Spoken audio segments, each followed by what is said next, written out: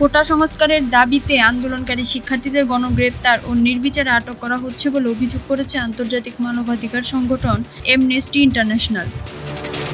এ গণগ্রেপ্তার ও আটক বন্ধের আহ্বান জানিয়েছে সংগঠনটি। 29 জুলাই অ্যামনেস্টি ইন্টারন্যাশনালের ওয়েবসাইটে প্রকাশিত এক প্রতিবেদনে কথা বলা হয়েছে। সংগঠনটি বলছে, বাংলাদেশে যে ভয়ের পরিবেশ রয়েছে তা আরও জোরালো করতে গণগ্রেপ্তার ও আটককে হাতিয়ার হিসেবে ব্যবহার করছে কর্তৃপক্ষ। প্রতিবেদনে অ্যামনেস্টি ইন্টারন্যাশনালের দক্ষিণ এশিয়া অঞ্চলের পরিচালক স্মৃতি সিং বলেন, আন্দোলনকারী শিক্ষার্থীদের গণগ্রেপ্তার ও নির্বিচারে আটক করা হচ্ছে। বিভিন্ন প্রতিবেদন মতে এই গ্রেপ্তারগুলো সম্পূর্ণ রাজনৈতিক উদ্দেশ্য প্রণোদিত।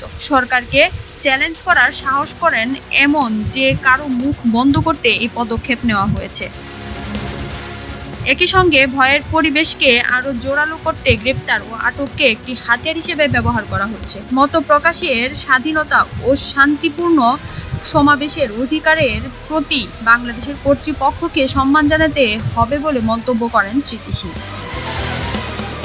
তিনি বলেন, বিক্ষোভ যারা শান্তিপূর্ণভাবে অংশ নিয়েছে তাদের শাস্তি দিতে যেন মিথ্যা অভিযোগ আনা না হয় তা বাংলাদেশের কর্তৃপক্ষকে নিশ্চিত করতে হবে।